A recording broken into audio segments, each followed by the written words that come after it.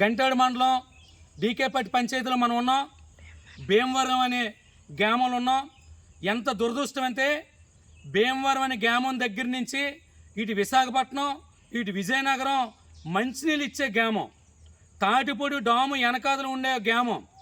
50 కుటుంబాలు గదబ కమ్యూనిటీ కుటుంబాలు ఉన్నప్పటికి కూడా వీళ్ళందరూ కూడా పీటీసీలు.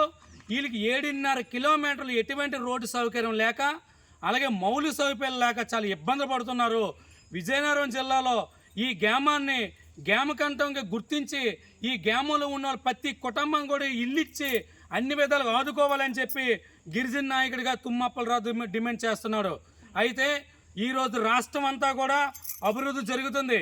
ఈరోజు కూటమి ప్రభుత్వం వచ్చిన తర్వాత శ్రీ పవన్ కళ్యాణ్ గారు, చంద్రబాబు నాయుడు గారు, అయ్యా ఇలాంటి విలేజ్లు కూడా మీరు ఒకసారి దృష్టి పెట్టాలి. ఈ మధ్య కాలంలోనే బోటు శికారు ఆగిపోతే మళ్ళీ అది బోటు శికారు మీరు మళ్ళీ ప్రారంభిస్తారని ప్రకటన చేయడంతో చాలా ఆనందకరం విషయం. ఈ బోటు శికారు ఓపెన్ చేయడం వల్ల కనీసం వచ్చిన టూరిస్టులు వీళ్ళు పండించిన పంట, కూరగాయలు పండించిన పంటనైనా సరే అమ్ముకొని జీవనోపాధి కలుపుకునే సమయం ఉంది, అవకాశం ఇచ్చినట్టు అయ్యింది. కాబట్టి రాష్ట్ర ప్రభుత్వానికి చాలా ధన్యవాదాలు తెలియజేస్తున్నాం. అలాగే ఈ మంత్రి గారు కూడా ఏదైతే శ్రీనివాసరావు గారు ఉన్నారో, అయ్యా మీ నియోజకవర్గం మీ మండలంలోనూ భీమవరం అనే గ్రామం ఉంది. ఈ భీమవరం గ్రామంకి విజయనగరంకి విశాఖపట్నంకి మంచినీళ్ళ సౌకర్యం వెళ్తుంది, కానీ ఈ గ్రామంలో మంచినీళ్ళు తాగే సౌకర్యం లేదు. ఎందుకంటే మంచినీళ్ళు తాగాలనుకుంటే తాటిపూడి డాముల్లో బిందెలతో తెచ్చుకునే దౌర్భాగ్యతలో ఉన్నారు. కాబట్టి ఈ గ్రామానికి రోడ్డు వేసి అలాగే గ్రామకంట స్థలం కేటాయించాలి. ఎందుకంటే ఇదంతా కూడా ముంపు గ్రామంలో టీడబ్ల్యూ ల్యాండ్ అని చూపెడుతుంది. టీడబ్ల్యూ ల్యాండ్ చూపెట్టడం వల్ల తరతరాల నుండి పోడు వ్యవసాయం చేసుకుంటే ఆర్వ పట్టాలు లేవు.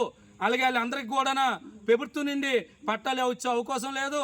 వీళ్ళు ఉంటున్న ఇల్లులు కూడా టీడబ్ల్యూ ల్యాండ్ ఉంది కాబట్టి ఇక్కడ గ్యామ్ కంటాలు లేవు. ఇంటి స్థలాల పట్టాలు కూడా ఇల్లు మంజూరు కూడా చేయలేమని చెప్పి అధికారులు చెప్తున్నారనేసి చాలా బాధపడుతున్నారు.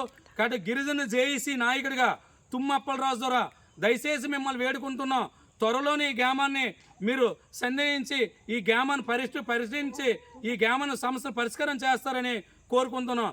జై ఆదివాసీ తుమ్మప్పలరాజు గిరిజన జేఈసీ నాయకుడు.